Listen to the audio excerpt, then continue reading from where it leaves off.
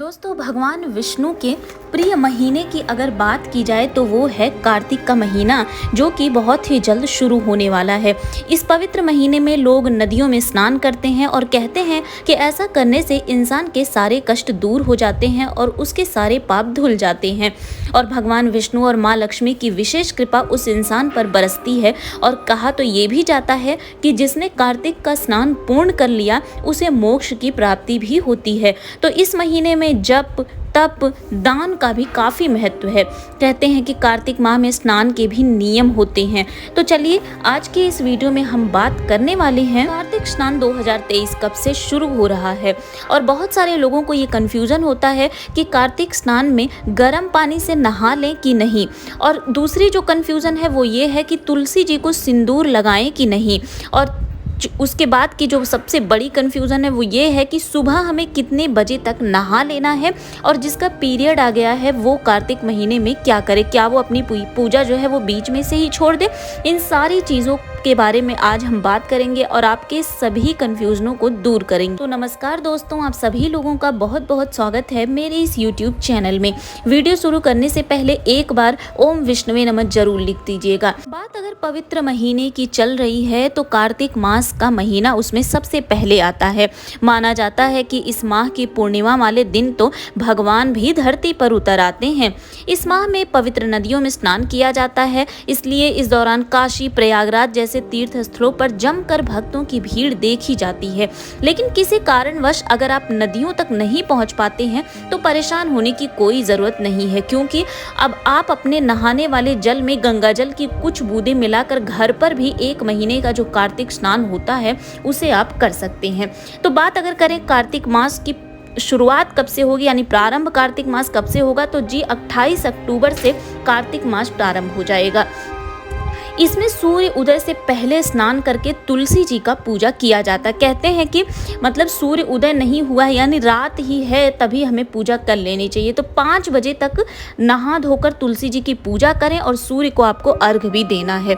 घर में स्नान करने के बाद आप तुलसी के पौधे और घर के मंदिर में भी घी और तेल का दीपक सुबह शाम जला सकते हैं और कार्तिक मास की कथा सुन सकते हैं। कार्तिक माह में प्रतिदिन सूर्योदय से पहले किया गया स्नान 1000 गंगा स्नान के बराबर माना गया है।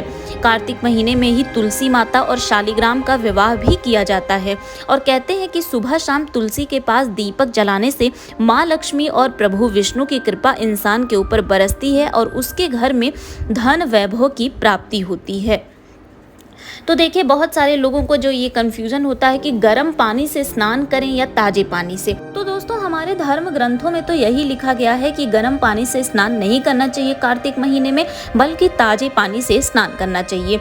लेकिन क्योंकि विष्णु जी जल में ही निवास करते थे, लेकिन ये है कि भगवान भी यही चाहते हैं कि जिसमें आपकी शारीरिक जो स्वास्थ्य है वो बना रहे वही काम आप करिए।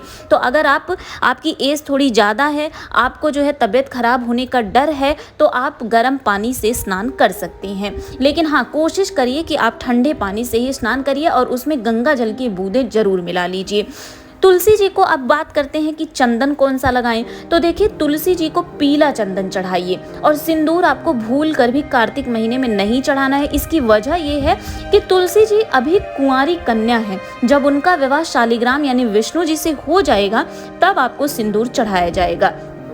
और सुबह शाम पूरे कार्तिक मास दीपदान जो है वो बहुत ही लाभदायक होता है। जी हाँ, सुबह और शाम तुलसी जी के पास दिया जरूर जलाइएगा, और ये दिया जो है सुबह जब आप वही तुलसी जी को जल अर्पित करेंगे और सूर्य भगवान को अर्घ देंगे 5 बजे के बाद, उसके बाद ही आपको दीपदान भी कर देना है।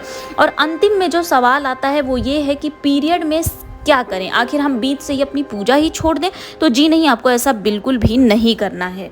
अगर कार्तिक महीने का स्नान आप कर रही हैं और बीच में ही पीरियड आ गया तो देखिए, पीरियड में स्नान आपको जरूर करना है। ऐसा नहीं है कि अब पीरियड आ गया तो आप सोती ही रहेंगी, नहीं, आप जिस टाइम आप सुबह उठती थी उसी टाइम आपको उठना है। 5 बजे तक आपको स्नान कर लेना है। लेकिन हाँ, ध्यान रहे पानी में आपको गंगा जल नहीं मिलाना है, ठीक है। और शारीरिक रूप से आपको भगवान की पूजा नहीं करनी है, बल्कि आपको मानसिक रूप से भगवान से जोड़ना है। इसका मतलब जैसे आप विष्णु सहस्त्र नाम का पाठ कर सकती हैं, हैं, विष्णु जी का मंत्र का जाप कर सकती हैं। बस आपको तुलसी जी को जल नहीं चढ़ाना है, सूर्य को अर्घ नहीं देना है। ये मैं पीरियड की बात कर रही हूँ। तो देखिए ये सारे कंफ्यूजन मुझे आशा है कि आपकी दूर हो गई होंगी। तो ये थी आज की वीडियो कार्तिक महीने के ऊपर। आशा करती हूँ आपको ये वीडियो पसंद आई है। वीडियो पसंद आई है तो लाइक और शेयर कर दीजिएगा, और अगर आप मेरे चैनल पे पहली बार आ रही हैं तो चैनल को सब्सक्राइब जरूर कर दीजिएगा। तो मिलते हैं अगले वीडियो में, तब तक के लिए ओम नमः शिवाय, और हाँ, ओम विष्णुवे नमः कमेंट सेक्शन में जरूर लिख कर जाइएगा।